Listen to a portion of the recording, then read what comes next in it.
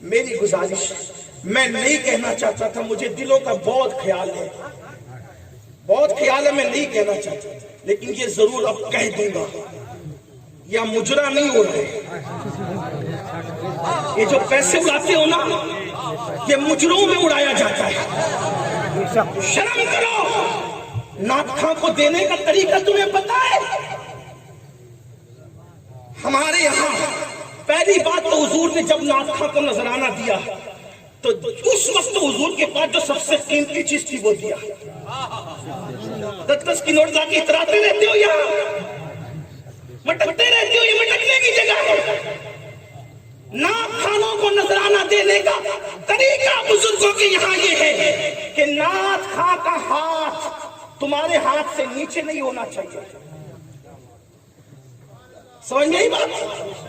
نعت خواں کا ہاتھ تمہارے ہاتھ سے نیچے نہیں ہونا چاہیے، کیونکہ حضور نے فرمایا نیچے والے ہاتھ سے اوپر والا ہاتھ بہتر ہے۔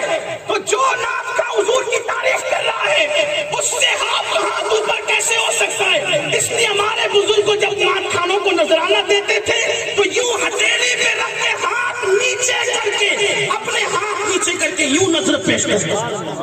کیا تماشا بنا رکھا ہے؟ آپ مجرا کیا سمجھتے ہیں؟ یہ مجروں میں پیسے اڑائے جاتے ہیں۔ دینا ہے، سنت ہے نعت خانوں کو دینا، ادب سے لا کے یہ پھینک رہے ہیں، یہ پھینک رہے، کیا فیشن بنا رکھا ہے؟ محفل کے تقدس کا کسی کو خیال نہیں۔ میں نہیں کہنا چاہتا تھا، میں صبر کر کے بیٹھا تھا۔ میری عادت یہ ہے کہ میں دل کا بہت خیال کرتا ہوں۔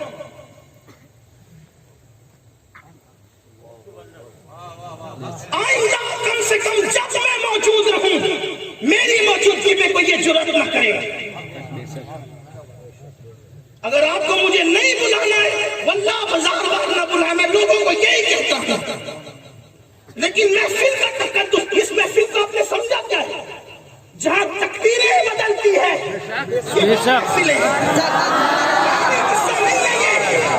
جہاں فرشتے ایک دوسرے کو بلا کر کہتے آؤ کامیابی کی طرف، آؤ فرشتے کہتے آؤ کامیابی کی طرف، آؤ فرشتے فرشتوں کو بلا کہتے آؤ کامیابی کی طرف، یہ وہ محفل ہے، یہ وہ محفل ہے جس میں آنے والا جنتی ہو جاتا ہے، اور آنے والا صرف نہیں بلکہ جو آنے کے موڈ میں نہیں تھا، جو آنا نہیں چاہتا تھا، اپنے کسی کام سے رستے سے جا رہا تھا، لیکن مقرر کی نعت خواں کی ذاکر کی آواز سن کر صرف آ کر کھڑے ہو گیا، تھوڑی دیر سن لیا تو فرشتے کہتے مولا سب کو سننے آئے تھے، ایک سننے کی نیت سے نہیں آیا تھا، گزرتے گزرتے کھڑا ہو گیا تھا، اس کے لیے کیا حکم ہے؟ اللہ فرماتا ہے چونکہ محبوب کے ذکر کی محفل ہے، وہاں کوئی محروم نہیں ہوگا، مجھے اس کو بھی خوشی سے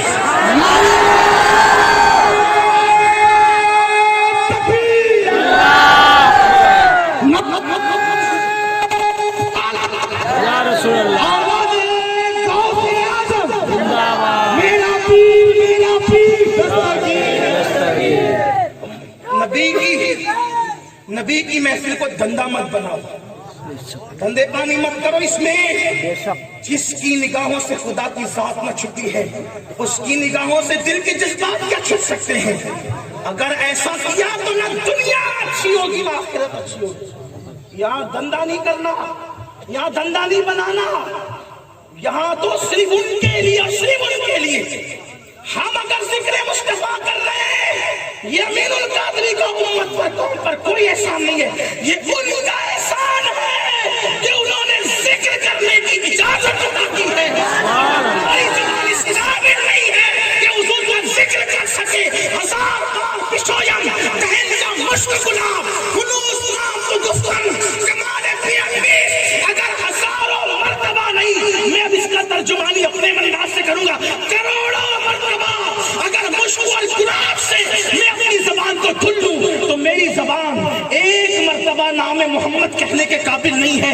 یہ نام محمد ہے اور ہم نے اس کو کیا بنا رکھا ہے؟ گانوں کی محفل میں، مجروں کی محفل میں، ہماری محفل میں کوئی فرق ہی نہیں۔ خدا کے لیے اس کا خیال کریں۔ میں نے پھر کہنا ہے کہ میں نہیں کہنا چاہتا، مجھے دلوں کا خیال ہے، ہاں ورنہ کوئی یہ نہ کہے کہ یہ صاحب دیکھیے کہ یہ اب بھی بول پڑے، میری باری میں تو کم سے کم آپ نہیں کریں گے۔ اور یہ بھی آپ سے کہہ دوں کہ میں نے قطعی طور پر آپ کو نظر دینے کے لیے منع نہیں کیا ہے، میں تو یہ کہہ رہا ہوں کہ حضور کی سنت ہے کہ جب حضور کسی نعت خواں کو، کسی مداح رسول کو جو چیز دیتے اس وقت تو سب سے بہتر جو ہوتی وہ دیتے، ایک بار نکال کے دے دو، کیا گھڑی گھڑی لا کر کے کہ میں بار بار ویڈیو میں نظر آؤں کہ دیکھو آج جناب کتنے سخی ہے، ویڈیو والوں کو بتانے کے لیے کر رہے سب، ان کو دکھانے کے لیے کرو، ان کو۔ ہاں وہاں بیٹھ کر کے کسی بچے کے ہاتھ سے بھیج دو گے نا تو بھی وہ خوش ہو جائے گی، یہاں خودکتے مت آیا کرو، اس کا خیال کر لیا کرو۔ مجھے جلدی سے جو ہے وہ یہ سب چیزیں ہضم نہیں ہوتی، اس لیے مجھے بہت تکلیف ہوتی ہے جب نعت شریف پڑھی جائے سب سراب ادب، ہاں ذکر مصطفیٰ آتا ہے تو فرشتے سراب ادب بن جاتے ہیں۔ ان کی نعت کو سمجھا کیا ہے؟ اگر مجھ سے کوئی پوچھے کہ سب سے پہلا نعت خواں کون ہے مدحت کے باب میں، تو میں اپنے اللہ کا نام پیش کروں گا کہ وہ سب سے پہلی نعت بیان کروں گا، اس لیے کہ آغاز سے اخیر تک قرآن نعت مصطفیٰ محبوب کے بیان کا کیسا موقع۔ اور نعت کیا ہے جانتے ہو؟ نہیں سمجھا نعت۔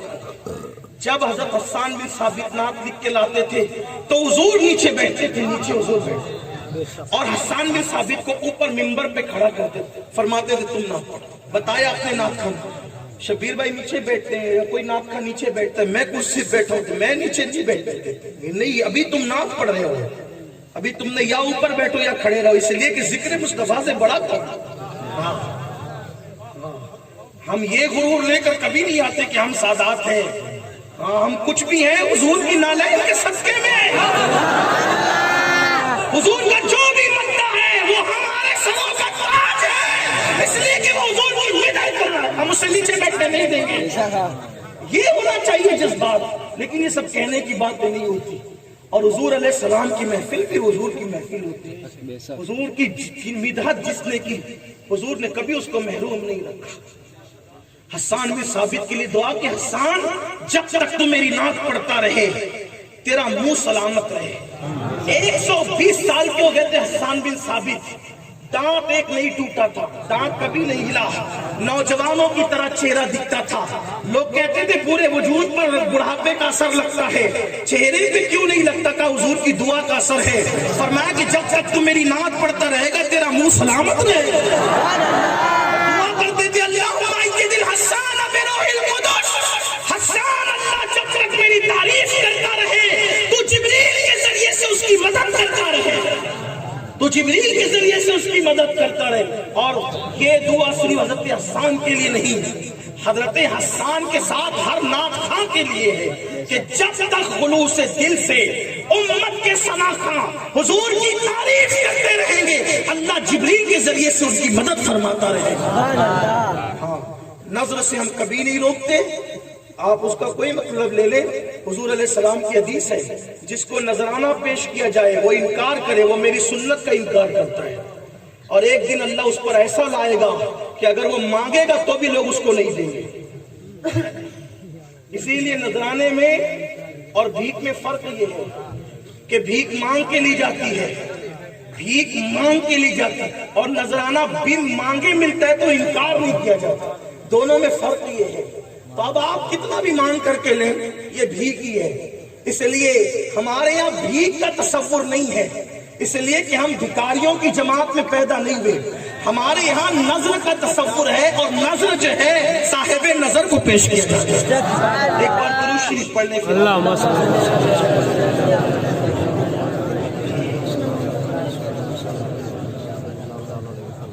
آواز سے درود شریف پڑھیں۔ اللہ